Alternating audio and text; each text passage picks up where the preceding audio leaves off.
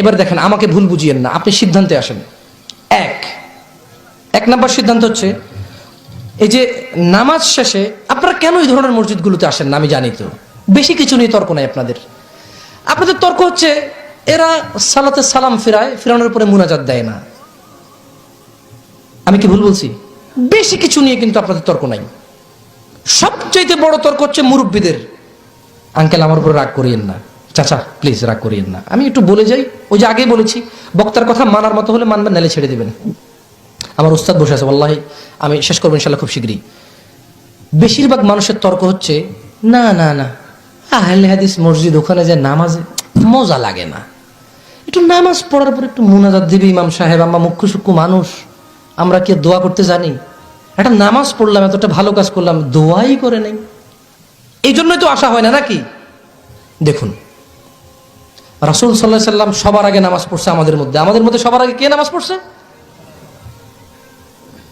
নাকি আপনি আগে পড়ছেন? রাসূল সাল্লাল্লাহু আলাইহি সাল্লাম আগে কেউ নামাজ পড়ছে? তো তাহলে সবার আগে নামাজের ইমামতি কে করছে? মুসল্লি কারা ছিল? মুসল্লি কারা ছিল? নাকি আমরা? তাহলে ইমাম কে ছিল? মুসল্লি কারা ছিল? এই যে আমরা রুকুতে যাই, রুকু থেকে উঠি, সিজদা যাই, এগুলো আমরা কোথা থেকে পাইছি? মুরব্বী হানাফি মাশাআল্লাহ আলাইক, আপনি হানাফি থাকেন, আমি আপনাকে কিন্তু প্রশ্ন করতেছি, রুকু সিজদা, সুবহান রাব্বিল আযীম, সুবহান রাব্বিল আলা, সামিআ আল্লাহু লিমান হামিদা, আসসালামু আলাইকুম ওয়া রাহমাতুল্লাহ, এগুলো সব আমরা কোথায় কার কাছ থেকে পাইছি? সবার আগে এগুলো কে পড়ছে? তারপরে কারা? আচ্ছা, এই যে আপনার নামাজের পরে মুনাজাত না দিলে তৃপ্তি লাগে না, নিশ্চয় এটা অনেক বড় একটা কাজ। তো এই কাজটা আপনি কি আপনার মুহাম্মদ সাল্লাল্লাহু আলাইহি সাল্লাম, দেখেন আপনার রাসূল যদি মুহাম্মদ হয় সাল্লাল্লাহু, তাহলে আপনি বলেন এটা কি আপনি মুহাম্মদ সাল্লাল্লাহু আলাইহি সাল্লাম থেকে এনে দিতে পারবেন?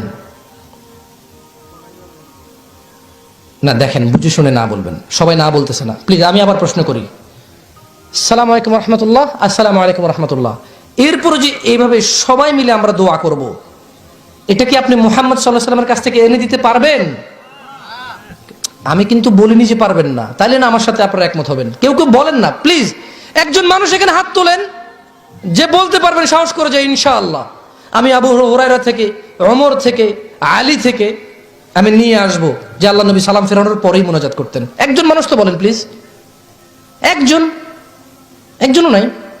আচ্ছা থাক, ইনশাআল্লাহ আল্লাহ এরকম মানুষ তৈরি করুক যারা কোরআন ও সুন্নাহ থেকে কখনো মুনাজাত নিয়ে আসতে পারবে। আমাদের দেশে হবে সেই ছেলে কবে কথায় না বড় হয়ে।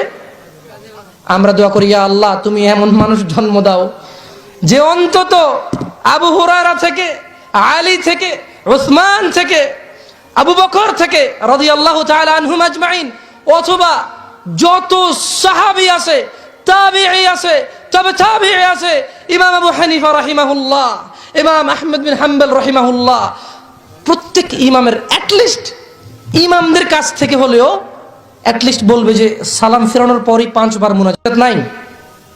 আমি কি একবারে বলছি মুনাজাত নাই? আমি কিন্তু প্রশ্ন করেছি, আমি এখানে কিছু দাবি করতেছি না, প্লিজ ভুল বুঝিয়েন না। এখান থেকে আমি উঠে চলে গেলে পরে এদের উপর আবার প্রেশার দিবেন। আপনি কথাটা বোঝেন, আমি একজন নাদান মানুষ, আপনি আমাকে যুক্তি দিয়েন না প্লিজ।